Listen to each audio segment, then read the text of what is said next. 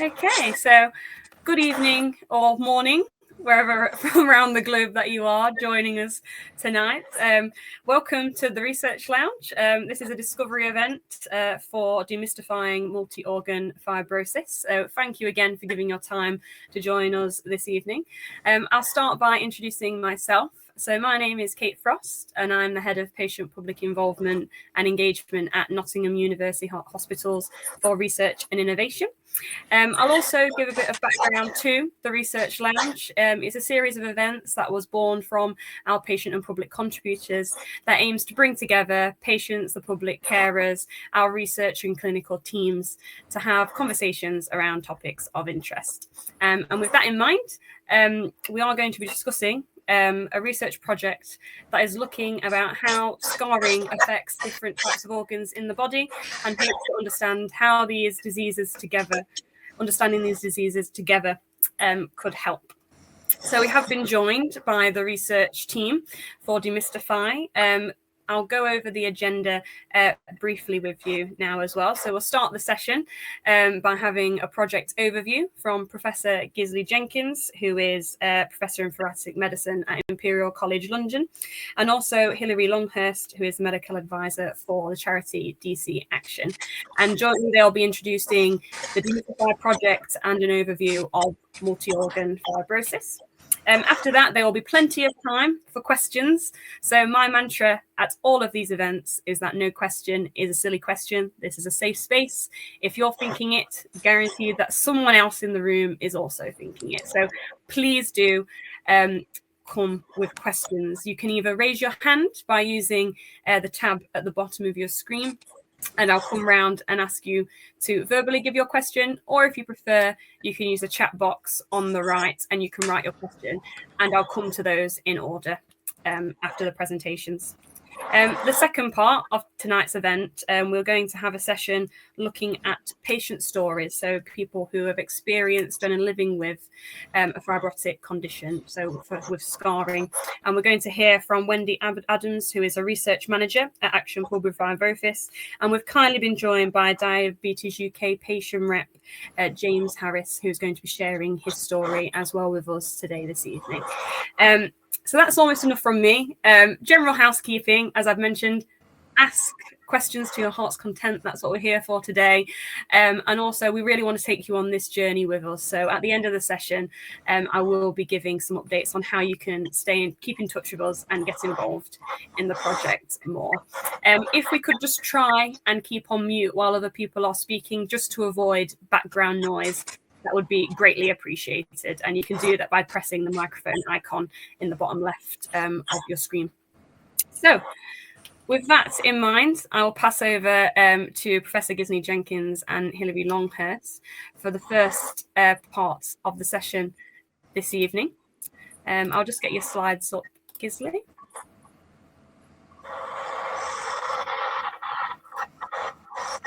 Are people able to... Could you go back one, Kate? Would that be possible? Oh, yeah. Are they coming up for everyone, just to check before?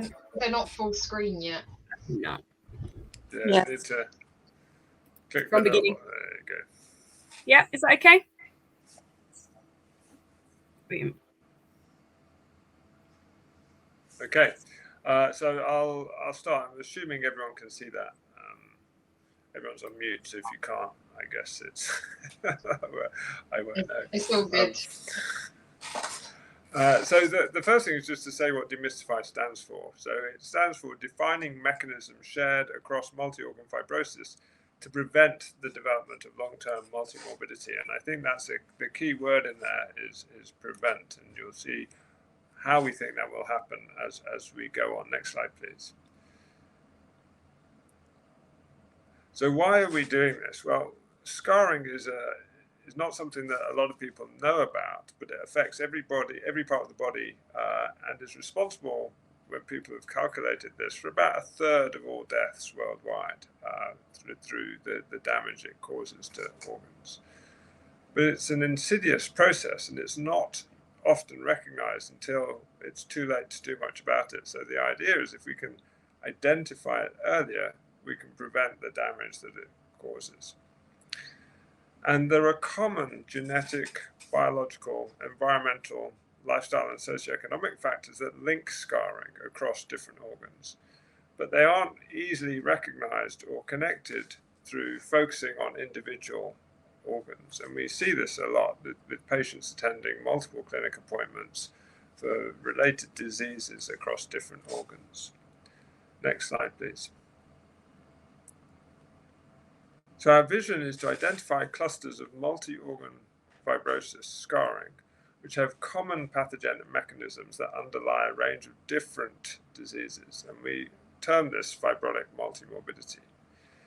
And by understanding this, we hope that we will be able to repurpose current treatments which share biological pathways, which will reduce the number of tablets that patients have to take, because they'll be taking treatments, or people will be taking treatments that work on multiple pathways.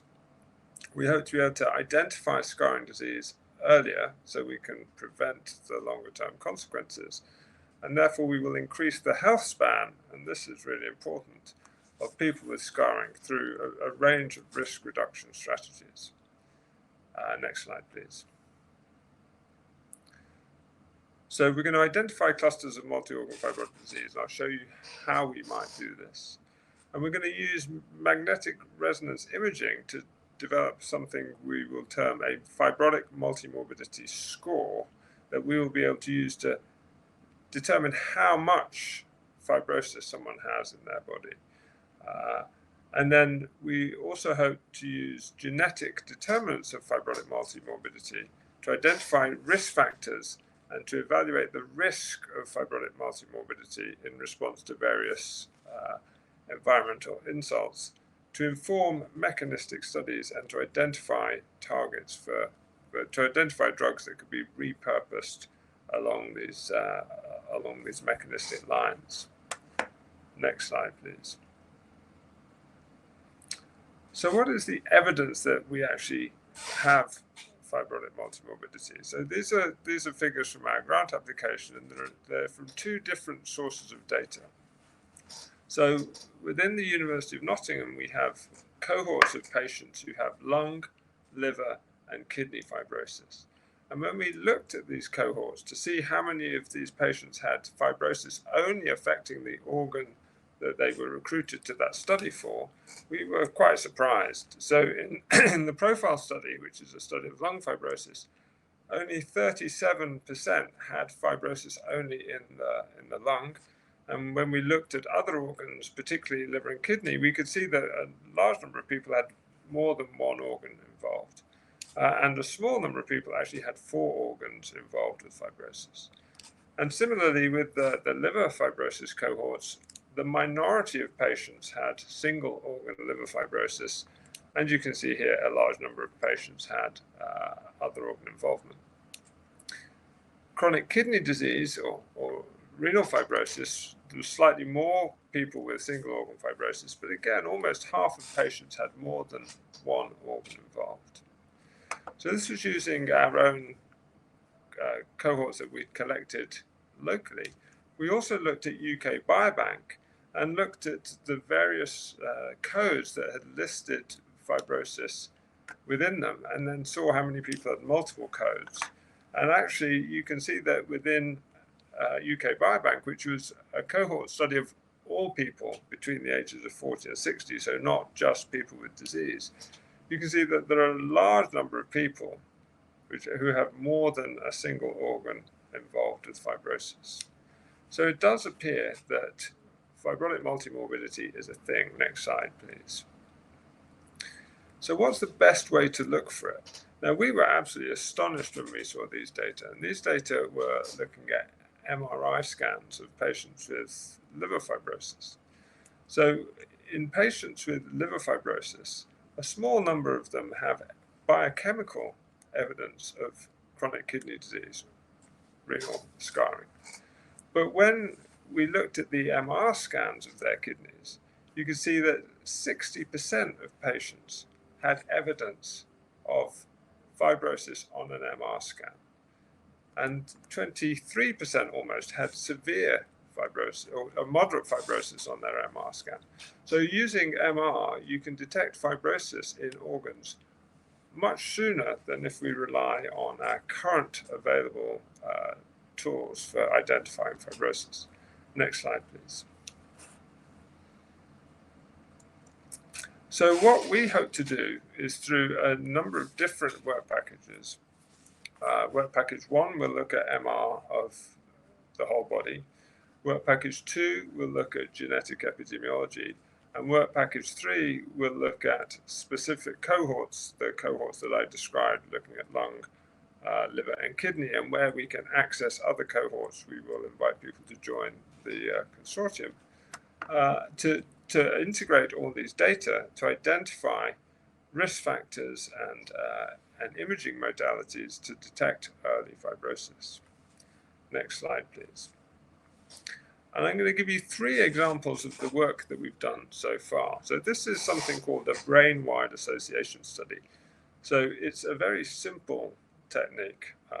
So it takes the genes that we know cause lung fibrosis, and there are 17 of those at the moment, and then we see if these associate with imaging-derived parameters, IDPs is what they're known for short, to see if they identify these changes on MRI imaging in the brain. So it's completely hypothesis-free. We just wanted to see were any genes associated with lung fibrosis associated with abnormalities on brain imaging. And to our surprise, 2 were. So, and these signals are really quite strong, these 2 peaks here. And what they show is that if you have the gene that causes idiopathic pulmonary fibrosis, particularly this gene, the DEPTOR gene, it was associated with abnormalities in the brain. I think if you click again, you'll see that come up. Okay. Oh, and again. And yeah, so what you can see is that the gene was associated with changes in the cortex of the brain. And when we looked at expression maps of the DEPTOR gene product, you could again see that there were specific regions of the brain which showed abnormalities with this gene, which could link cognitive impairment to lung fibrosis. And we have seen this in patients with pulmonary fibrosis. Next slide, please. And on a related note, we have something called a PheWAS, which is a phenome-wide association study, uses a similar principle whereby we take the genes that we know to be causal for idiopathic pulmonary fibrosis and look at large data sets that we have access to see if they're associated with any other conditions. And unsurprisingly, TERT gene abnormalities are associated with a wide range of phenotypes, and we know this because of diseases like short telomere syndrome, where this range of abnormalities is well known. But more interestingly, click again, we found new associations for blood pressure, for example. So there's quite a lot of genes associated with idiopathic pulmonary fibrosis which associate with high blood pressure, which is important when we consider that high blood pressure is the commonest comorbidity that we see in patients with idiopathic pulmonary fibrosis. Next slide, next click, please. And we also saw genes, particularly the ACAP13 gene, which associated with liver enzyme abnormalities, which are the first sign that can commonly detect liver fibrosis. So there's a hint that some of the genes that are associated with idiopathic pulmonary fibrosis can link other fibrotic conditions with IPF. Next slide, please. And finally, we're describing this technique called Mendelian randomization. And Anna will know all about this because she published a very nice study looking at the MR of telomere genes and pulmonary fibrosis. But what Mendelian randomization does is it removes confounding variables that occur throughout life. So if you have if you have a risk factor associated with breathing in bad air, this will be taken out of the equation in a Mendelian randomization study. So it's quite good at determining the direction of causality between known diseases. So in this case, we looked at rheumatoid arthritis and IPF, and we used the genes that we know to be causal for rheumatoid arthritis as a proxy for RA, and the genes that we know to be causal for IPF as a proxy for IPF. And we know that they're linked epidemiologically, we just don't know how they're linked. And so people have for a long time assumed that rheumatoid arthritis causes pulmonary fibrosis. But surprisingly, it looks as though rheumatoid arthritis does not cause pulmonary fibrosis. On the flip side, our data suggests that idiopathic pulmonary fibrosis does promote rheumatoid arthritis, which challenges the mechanism by which we think that these diseases may be associated. So in fact, it may be that the IPF is, the damage to the lungs is causing arthritis rather than the arthritis damaging the lungs. And further work is required to confirm that. So final slide, please. So this just shows the people who are involved in the consortium. As you can see, it's a multi-institutional and multi-national consortium. It includes a number of both big pharma and small biotechs, a large number of universities throughout the UK, and a large number of charities involved in fibrosis around the UK. So I'll stop there. It's just a whistle-stop overview of the work that we've done, but I'll be happy to take any questions. Excellent. Thank you so much, Gisli. We even got a reaction when you made your last announcement. So I'll hasten to say that it was sparked some interest. Before we go on to the next speaker, Hilary Longhurst, just want to invite any questions from the audience. As I've mentioned before, you can either raise your hand using the raise hand button in the tab at the bottom of your screen, or you can type your message in the chat as well. There will be further opportunity for questions as we go along, so don't feel like this will be your only opportunity. But as mentioned before, we do welcome any and all questions you may have.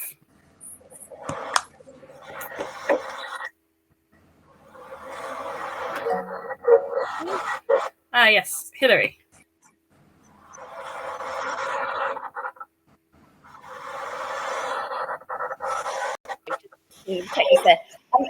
Gisli, you showed the TERT gene, which I happen to know is associated with multi-organ fibrosis, including liver fibrosis, but it didn't come up as being associated with liver fibrosis in your particular study. Is there a reason for that? Yeah, so that would be power, so the statistical power. So one of the problems with the FIWA studies is that if you see an association, it's likely to be true. If you don't see an association, it's likely to be because there aren't enough events in the data set to identify it. So not enough people carrying the TERT gene who've had liver fibrosis to show. Yeah, within the data set that we have. Yeah, exactly. So it is a major limitation of the FIWAS type studies. Just to say, I'm happy to answer any questions about anything, not just that was shown in the talk, which might relate to fibrosis. I'm very aware that people had all sorts of questions in the social space, which might not be covered by these talks.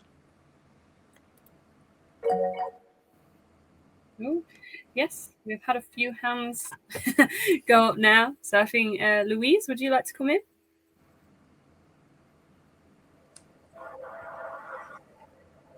Mute. You're on mute, Louise. Just ask to unmute. Is that better? Yeah. Can you hear me now? Good. If there's a presence of SCL70, which I think is the marker I've got that predisposes you to pulmonary fibrosis, does it usually follow that you will develop fibrosis, or can that sometimes be present and you just don't? So I think we have to be very careful, and this is a common misconception in research. So there is an association between SCL70, systemic sclerosis, and pulmonary fibrosis, but it's not a predictive biomarker. We haven't done the tests to determine its predictive value, and so a lot of these studies are done in retrospective cohorts. So there will be an association, but it's not a prediction, and predictive studies are very different. So although that probably doesn't answer your question directly, one has to be careful when interpreting associative studies. Right. Makes me feel a bit more positive, actually. It's not like I've got a sentence hanging over me. And I think that's really important, because there is a lot of misinterpretation of the data that are out there. Thank you. Thank you very much. And John, you've just popped your hand up. Would you like to come off mute? Yeah, thanks very much. Gisli, as ever, a very interesting presentation.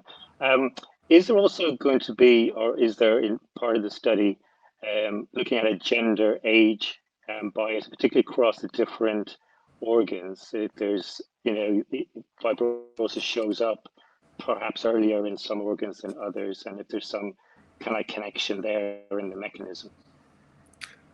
So we're definitely going to try, and partly we're limited by the sort of granularity of the data. So ideally, what you'd want to do is identify everyone at a certain point in time and assess how much fibrosis there is. That's not practical, so we have to look at the data sets that we have.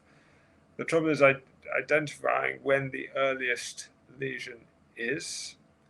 And if we think about idiopathic pulmonary fibrosis, for example, we know when the mean age of diagnosis is in the 70s, but we also know that that's considerably after the first evidence of fibrosis is found in people. So it's actually, we would love to do the study where we MR everybody at the age of 50 and see how much fibrosis there is, and then follow people up for 30 years. But that's currently not practical. But we are going to try and assess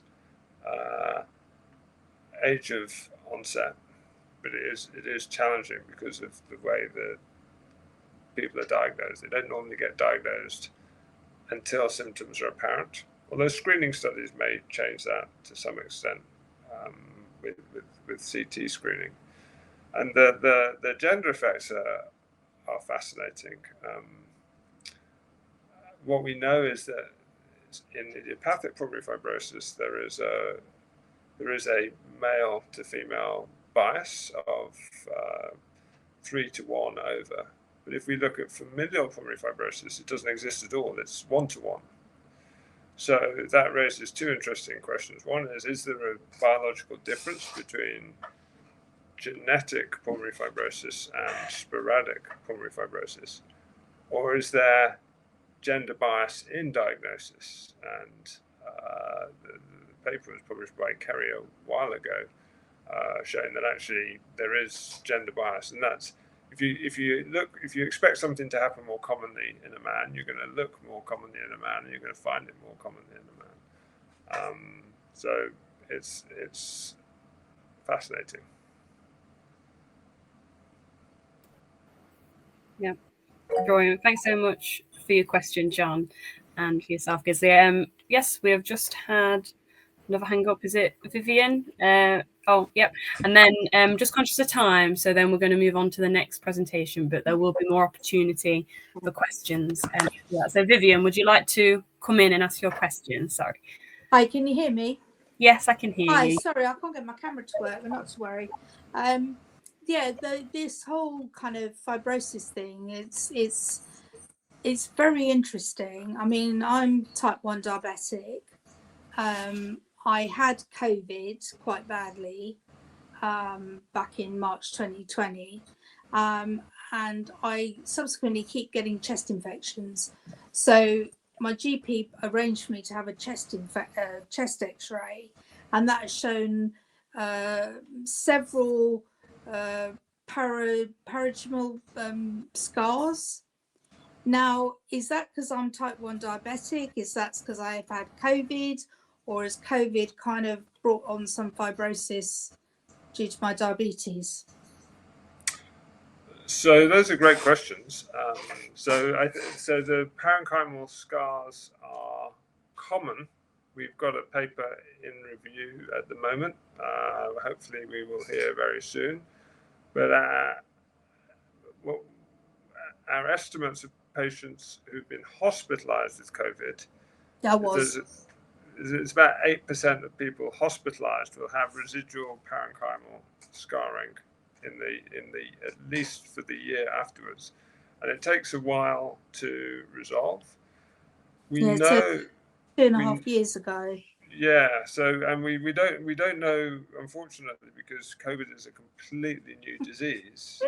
We don't know how much resolution there will be, whether it will resolve to normal or whether it will leave people with some persisting scarring.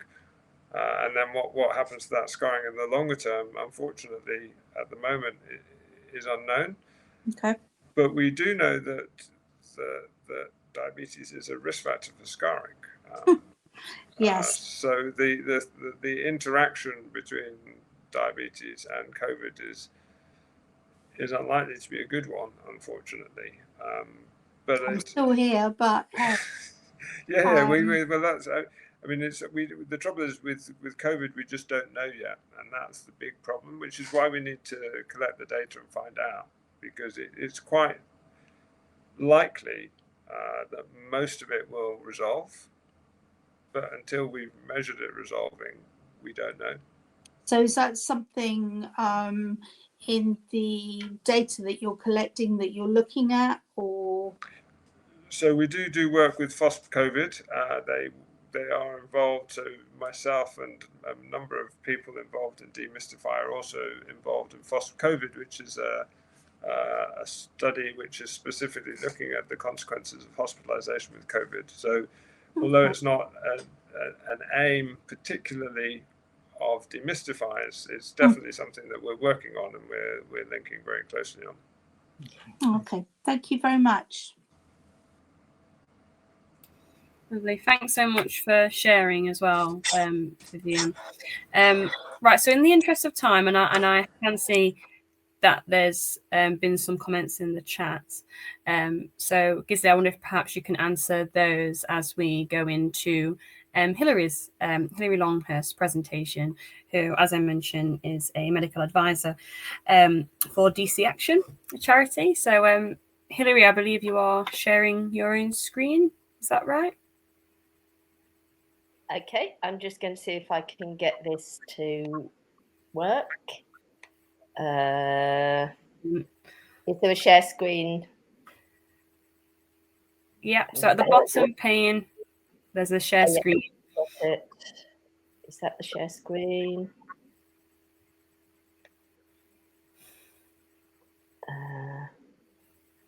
Okay, I'm going to click on a button here that looks as if it might be the share screen. If I can get it to come up again.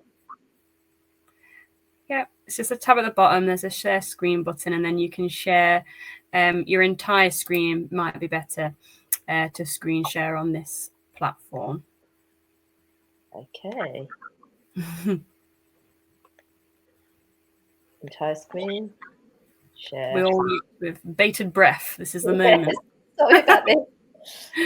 That's all right. And then if you want to get your presentation onto the screen. Right, are you seeing my screen? Yes. Yeah, if you want to make that full screen, I can see the presentation. Yeah, good. Yeah, just trying to find the full screen thing. No problem. Which is not in the normal place. Never when you need it to be, is it? No, sorry folks, I've not used this before, so it's Kate, do you know where the full screen thing is likely to be on this? Hello? Hello? Is it, if you click on PowerPoint at the top? Yeah. Can you hear me? Yes, can you hear me? Yeah. Yeah. Yeah, I've got services, hide PowerPoint, quick PowerPoint, services preferences. I'm not sure why. Could you just drag the screen to make it bigger? Yeah, it doesn't seem to. What's this? Oh yes, is that full screen for everyone? Yeah, that's much better. Yeah, that's perfect. Okay, hi. So I'm Hilary Longhurst. I, as I said, come from a family who've got a multi-system organ disease. So I'm very interested in preventing this happening to myself and other members of my family, and indeed other people. And I'm just going to talk very generally about fibrosis and why it should be of interest to all of us. Because when our doctors see scarring, sometimes they think that that's actually the end of it and we're not going to be helped by treatment. And actually, this project says, no, that's not the case. We should be able to do things about fibrosis. There are potential things we can do. And this is really the first steps to finding out what the problem is and how we go about that. So I'm going to start very basically as what is fibrosis. So here's a picture of the knee. And the knee's had a scrape, as you can see. This is not fibrosis. And when that scrape heals, then it will heal with normal skin. There will be no scarring, no fibrosis. But if the injury is deep enough, so here's someone who's had a bit of a deeper injury, and they've got a little scar there. And that scar, of course, is fibrosis. Equally, if you have more superficial injury, milder injury, but it happens again and again and again, you can get healing with fibrosis eventually.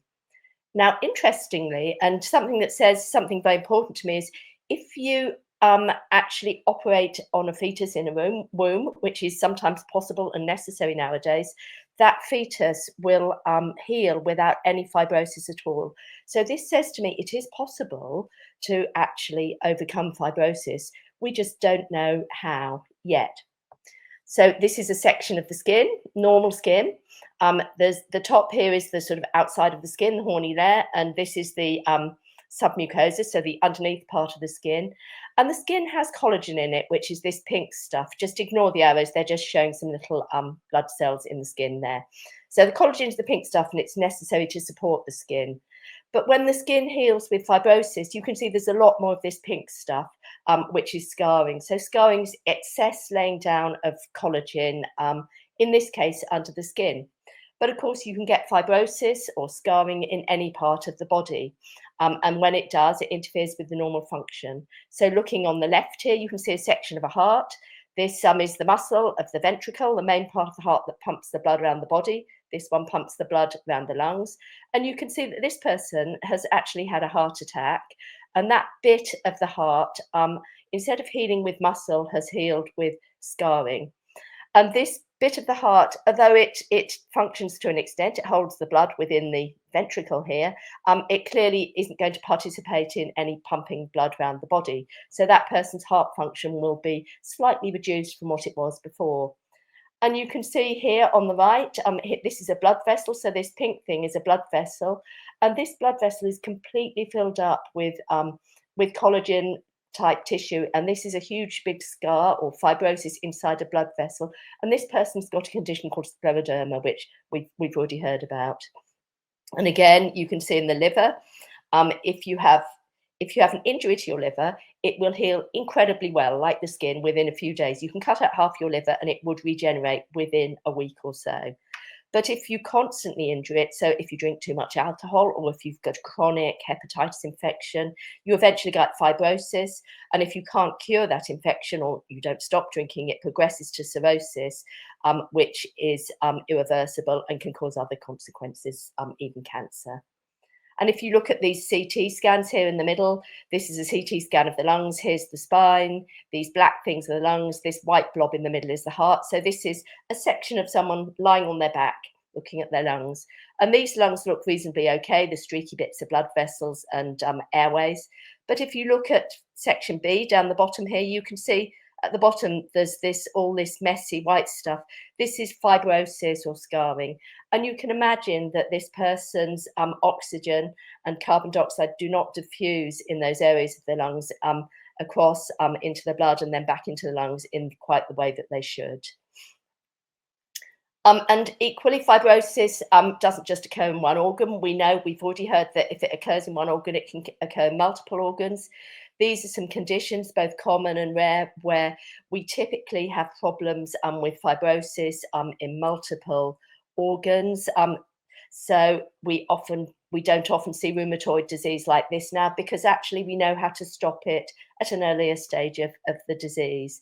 But what I'm interested in is being able to recognize the fibrosis, the scarring that occurs, and preventing it. So we have to diagnose this early, or reversing it. So what causes fibrosis? Well, part of this project is to find out this very question, but we do know a bit about it.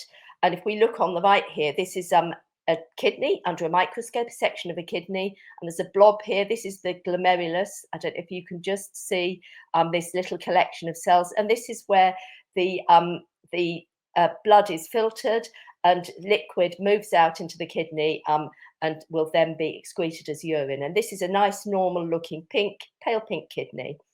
But you can see here, this person has got lupus. And they've got inflammation of their glomeruli. And if this is treated at this stage, then the kidney can go back to normal. But if it's not treated and this inflammation goes on for a period of time, then this kidney, you can't see any of these lovely blobs. It's been completely replaced by scar tissue, and it's not going to work very well. So inflammation, in this case caused by lupus, but can be caused, which is an autoimmune disease, but it can be caused by any of these things, tends to cause fibrosis if it's ongoing for a period of time. Equally well, we know that the normal process of age, we all scar a bit worse as we get older. And as we get older, our telomeres, which are the bits of DNA at the end of our chromosomes, tend to shorten. And this makes us much more prone to, instead of healing normally, healing with scarring. And aged cells, which have short telomeres, tend to send out chemicals which tell other cells nearby to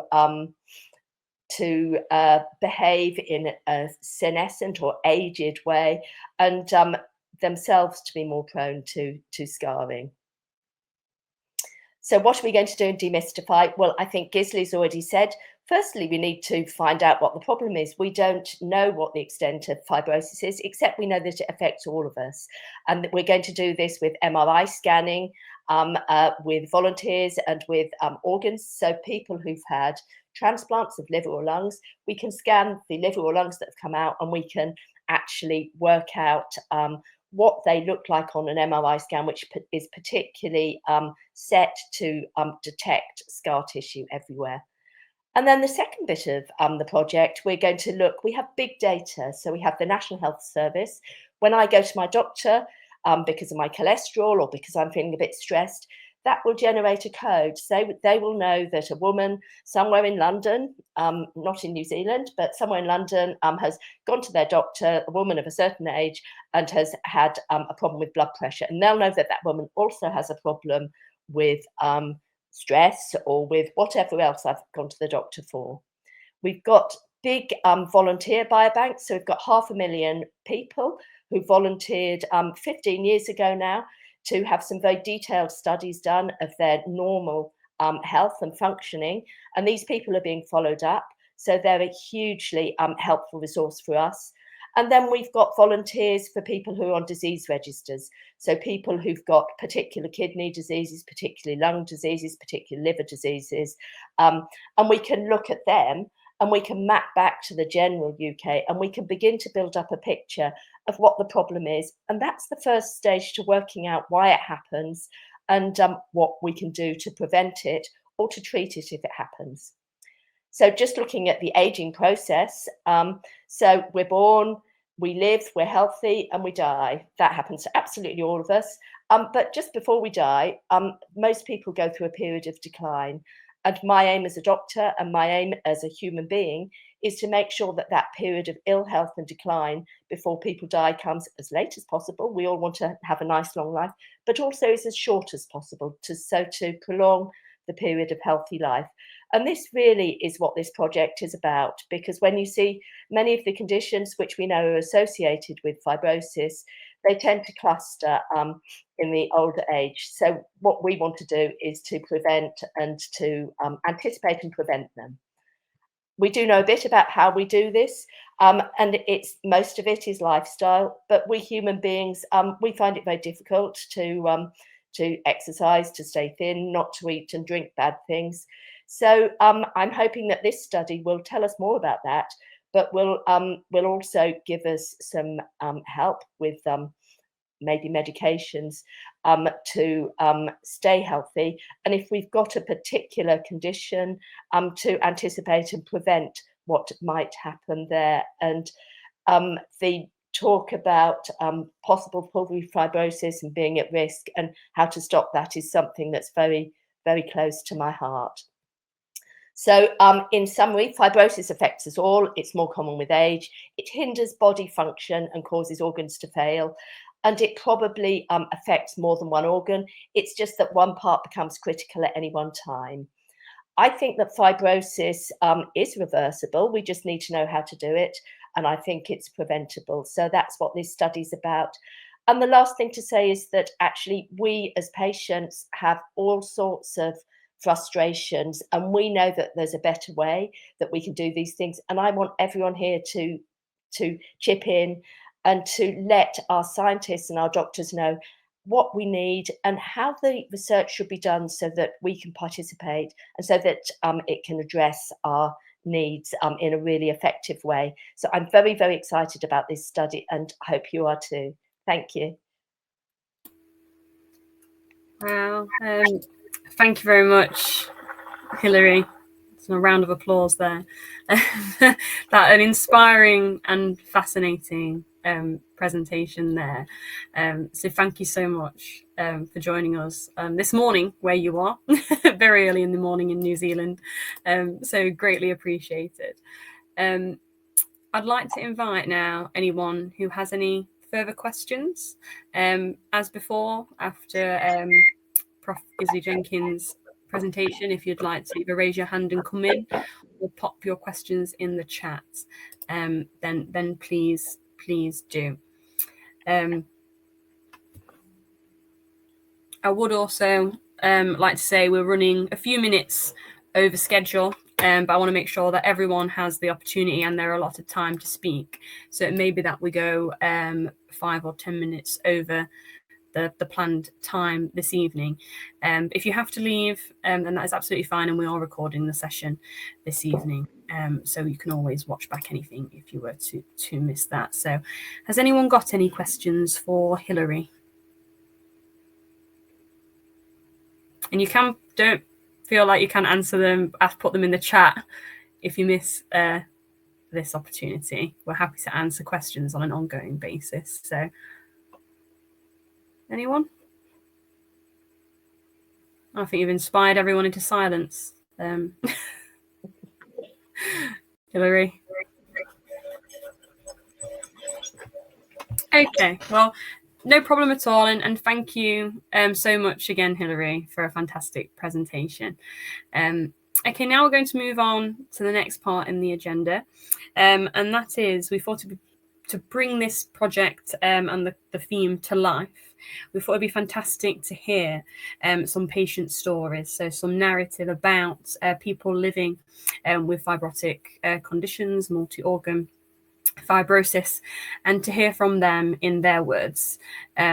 So I'd like to invite Wendy Adams, who is a research manager at Action Pulmonary Fibrosis, who's going to speak first about experiences. So Wendy, would you like to come in? And then I believe you're handing over to Jim, aren't you? Yeah, thanks. Hi, my name's Wendy and I'm the research manager at Action for Pulmonary Fibrosis, but right now I'm going to talk in a very personal capacity with my experience of fibrosis as a mum of a little boy with dyskeratosis congenita. I just at this point want to get Jim to wave his hand, because although I'm going to tell a bit of my story, Jim's going to tell a bit of his. And then we'll just chat with each other, and maybe some other people want to join in as well with us. We would welcome that. So if Jim, you've given a bit of a wave. Do you want to give more of a wave? There's a lot of people on the screen to see where you're at. Thank you. So Hilary touched briefly on dyskeratosis congenita. It's a very rare condition. It causes fibrosis throughout the body and is progressive.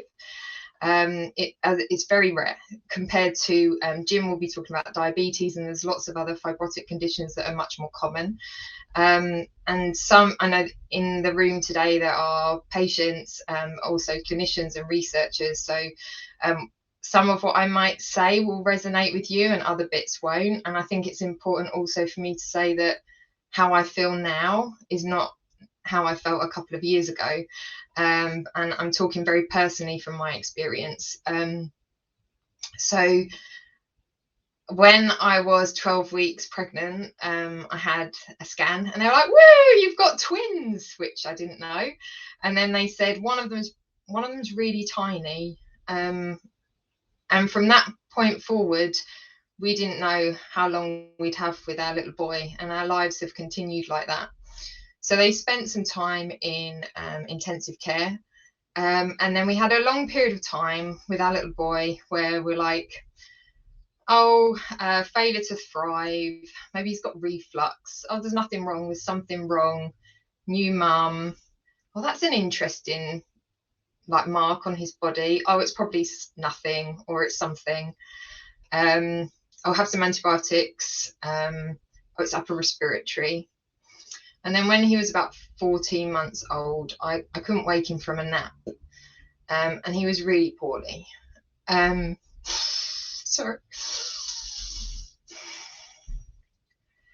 And obviously he was taken to hospital, and he didn't get better. And he was really unwell.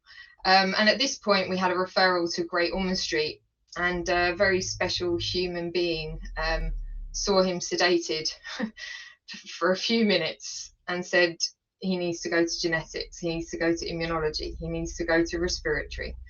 And that was the start of our journey. And it did take some more time to get a diagnosis, but we were finally told that he had dyskeratosis congenita. Now he receives care, and we are hugely grateful and privileged to have the support that we do. I'm just going to list the range of people that help us out and help him out. Ophthalmology, audiology, ENT, hematology, dysphagia specialist, respiratory, play therapy, genetics we've had, physio, pediatrics, immunology, dietetics, radiology, endocrinology, orthopedics, oral medicine.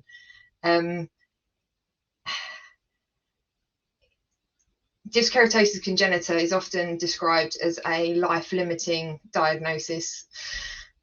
I don't use that language anymore. I did. I don't now. It's life-changing. There's so much uncertainty, and projects like Demystify, when I first read about it, I was like, wow, this is exceptional. We're not just looking at individual organs, which is often the case. It's innovative and it's inspiring to combine that knowledge across fibrotic disease with the potential to help everybody. And I'm hopeful about the future. So that's a bit about me and our story. And I invite Jim to tell us a bit about his, and then Jim and I will chat together. Jim, do you want to come in? Yep, I'm muting myself. Hi, everybody. My name's Jim. As I said before, I live in Penzance in Cornwall. I, when I was younger, worked in a asbestos factory and found out that I now over my life, I've sort of got a shadow on my lung, and that sort of gives me flu most years, and there's not a lot I can do about it. I've just got to live with it. I have regular flu injections, and where normal people just have one pneumonia injection, due to all the other health conditions I've got, I have to have one every 3 years. I've also got COPD, asthma.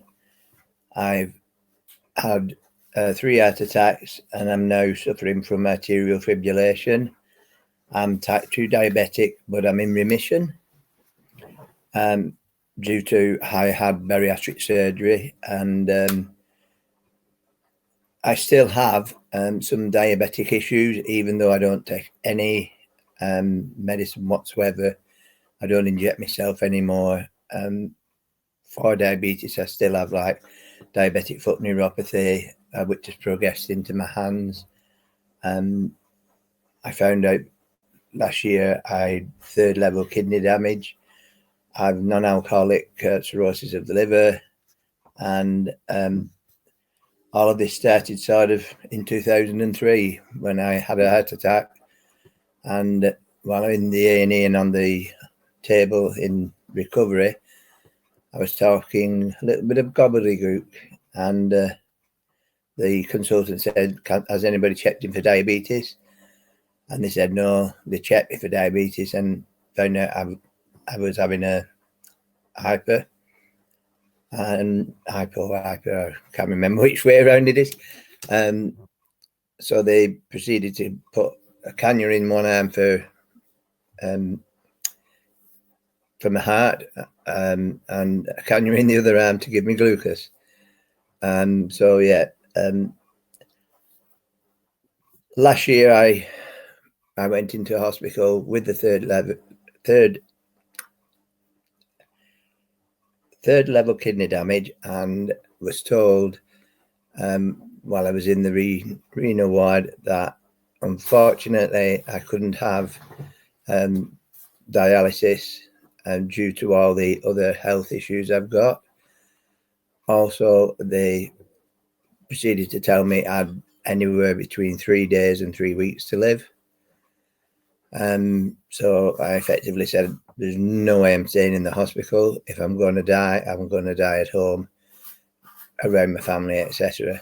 They sent me home. I had to do my own transition plan, which is planning on what happens with you when when everything gives up.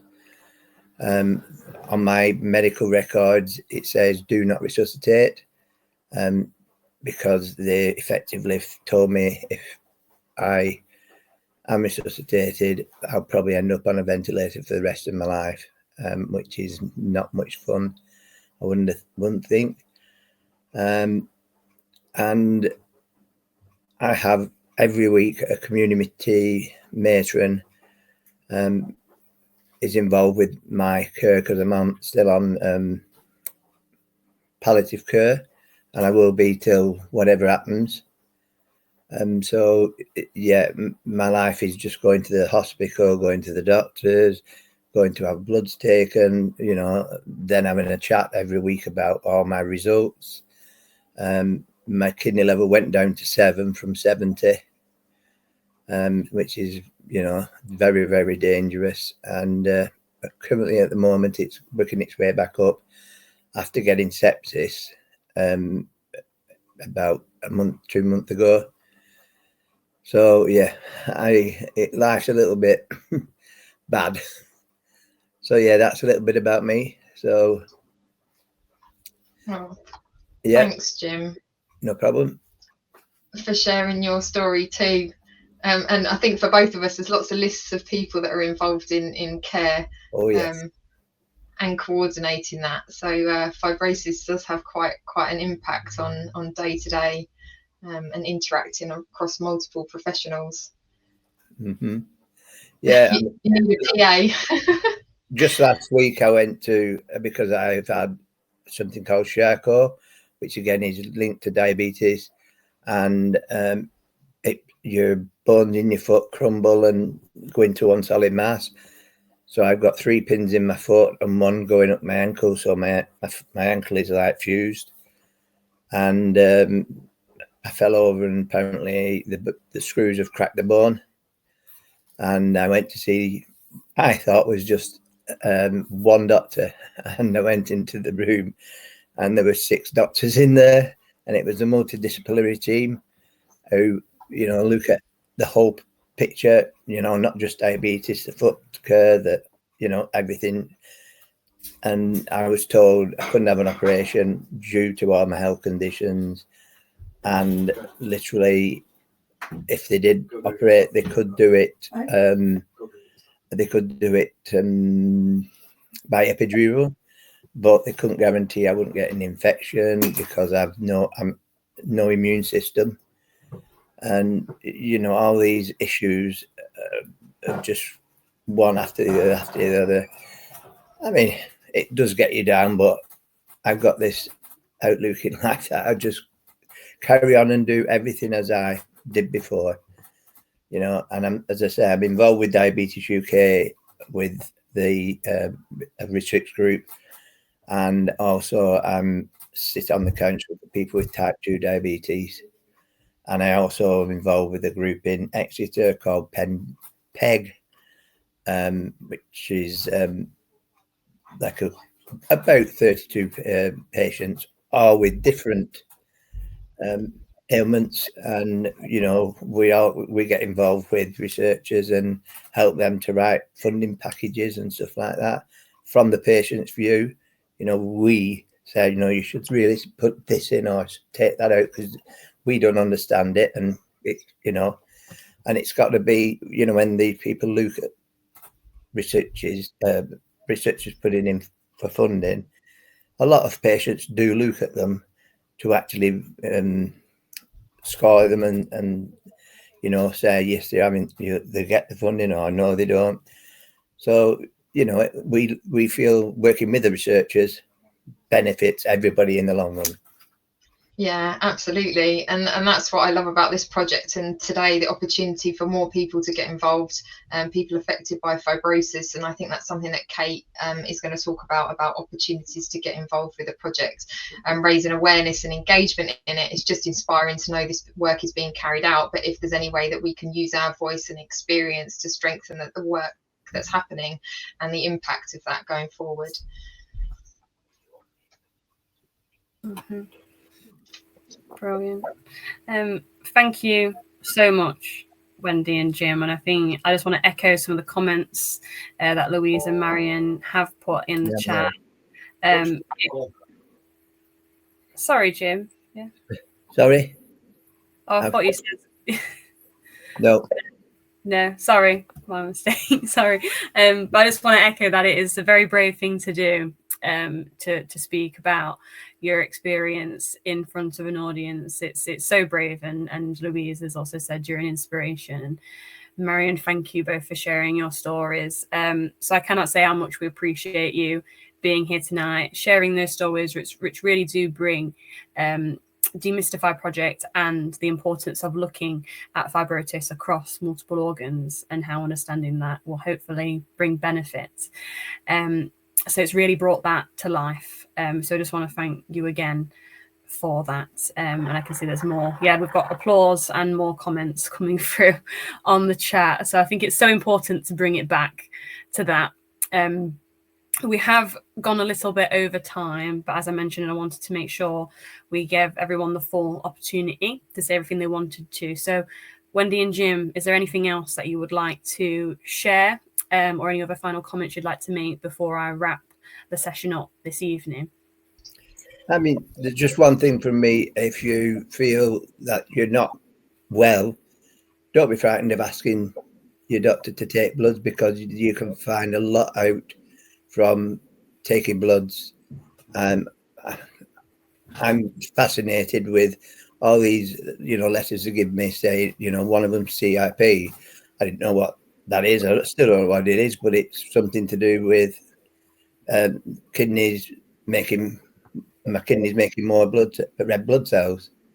So never be afraid of asking a question.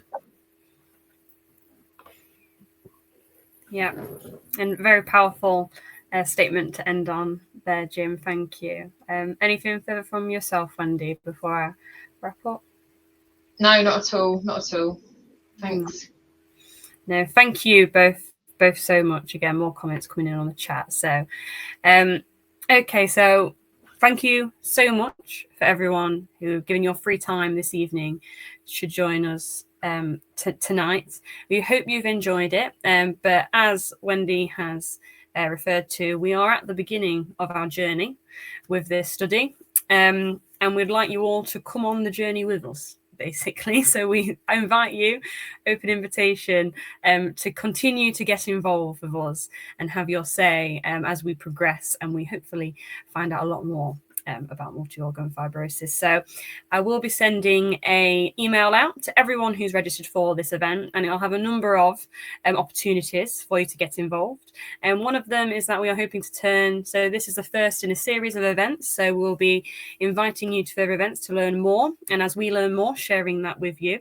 And we also invite you to submit themes or topic of interest relating to this area that you would like us to host an event about. So we want to know what you would like us to speak about and discuss. Also, I'll send a link for you to sign up to our newsletter, and also to our research hub, where you'll be able to be kept up to date with this study, and also get involved in an array of other involvement and engagement opportunities. And I'll also circulate our inbox so you can contact us directly. I'll pop that in the chat in a moment in case you have any questions that come to mind once you've logged off and you'd really like to put those to us. We also do have further opportunities relating directly to the Demystify study. We want patients to be involved as partners, and we will have further opportunities for people to get involved in a more in-depth manner with the study. And be act as partners for the study as well. So it's a watch this space. We'll be circulating all that information. And again, if you have any questions, I'll pop the email in the chat now for you to contact us in the interim. But I just want to thank you all again for giving your time this evening. Gisli, is there anything that you would like to finish on? Or Hilary? Just a big thank you to everyone for engaging. Thank you for asking questions and sharing your stories. It's been a real eye-opener for me, and always reinforces the importance of why we do what we do. So thank you all. Yeah, and just to echo that thanks, and to particularly to Jim and Wendy for sharing their stories and bringing up the theme of having to see lots of different specialists, and giving a hint that we actually as patients need to take a bit of responsibility is the wrong word, but actually be as proactive as we can. And I'm really hoping that in this study everyone will step up, ask questions, get in there and be part of it. So thank you so much. Yes, absolutely. Yeah, that's a great way to finish. Please do, like I say, you're invited to come on this journey with us, so please do. Hey, I think I saw Sharon's hand go up, but maybe it was a legacy. Sharon, did you want to come in with a comment or question? No, sorry, I meant to do a clap, but sorry. That's no problem at all. No problem at all. No, I really appreciate it. Well, thank you so much, everyone. I have put our inbox, so it's getinvolved@nuh.nhs.uk. That'll stay in there even once we've logged off. So if you do have any questions before we send the email out to all attendees, please don't hesitate to contact us on that email address. Oh, John, is that a clap or a question? Sorry, it was a clap there, so I'll just get used to it. Oh, there we go. Well done, yes, thank you. I'd just like to say one final thing, if I may, and that's to UK and you, Auntie, for all the effort you put into organising this. It's been amazing. So thank you both. It's been really wonderful. Oh, Oh, thank you, Gisli. It's no problem at all. It's a privilege. And likewise, I want to thank Hilary, Wendy, Jim, and everyone else on the study who's kept this momentum going for the study. And now we just hope that continues. So it's a start. We're all very excited. Let's continue that as we move ahead. Okay. I've gone 10 minutes over. I'm infamous for doing that. So I will let everyone go now. Have a lovely evening, everyone. And we hope to see you again soon.